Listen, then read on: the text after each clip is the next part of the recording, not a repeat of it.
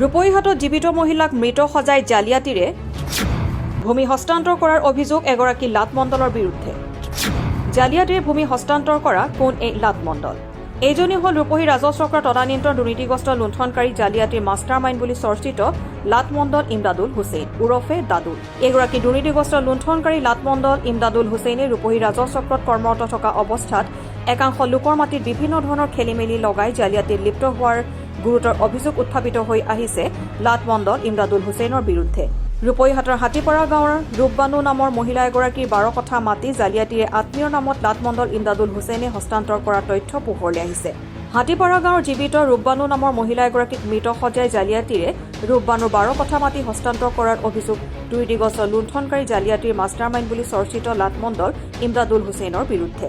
লাটমণ্ডল ইমদাদুল হুছেইনে কৰা উক্ত জালিয়াতিৰ তথ্য পোহৰলৈ অহাত সমগ্ৰ অঞ্চলজুৰি প্ৰতিক্ৰিয়াৰ সৃষ্টি হৈছে। ৰূপবানুৱে ৰাজচক্ৰ বিষয়াৰ কাৰ্যালয়ত ন্যায় পাবৰ বাবে দিনৰ পিছত দিন অতিবাহিত কৰি আহিছে।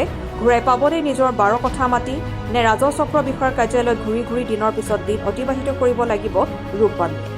এগৰাকী দুৰ্নীতিগ্ৰস্ত লুণ্ঠনকাৰী লাটমণ্ডল ইমদাদুল হুছেইনৰ দুৰ্নীতিৰ অন্ত নাই। সীমা চেৰাই গৈছে লাটমণ্ডল ইমদাদুল হুছেইনৰ দুৰ্নীতি।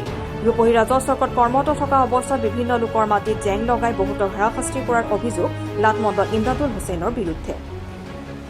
তেওঁক লাগে কেৱল ধন মাটিৰ বাৰীত জেং লগাই দুয়োটা পাৰ্টীৰ মাজত সংঘাত লগাই ৰূপহীহাটত লুণ্ঠনৰ বৃহৎ বজাৰ বহোৱাৰ অভিযোগ উত্থাপিত হৈ আহিছে এগৰাকী দুৰ্নীতিগ্ৰস্ত লুণ্ঠনকাৰী জালিয়াতিৰ মাষ্টাৰ মাইণ্ড বুলি চৰ্চিত লাটমণ্ডল ইমদাদুল হুছেইনৰ বিৰুদ্ধে।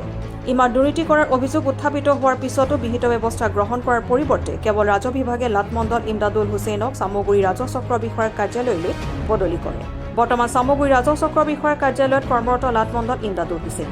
চামগুৰি ৰাজচক্ৰ বিষয়াৰ কাৰ্যালয়তো মাটিবাৰীৰ কামত একাংশ লোকক হাৰাশাস্তি কৰি লুণ্ঠনৰ বৃহৎ বজাৰ বহোৱা বুলি চৰ্চিত হৈছে লাটমণ্ডল ইমদাদুল হুছেইনৰ বিৰুদ্ধে।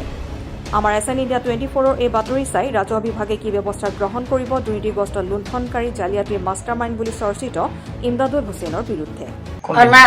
আমার মাটিটা 12 কাঠা মাটি আমার স্বামী আমার দেখেছি।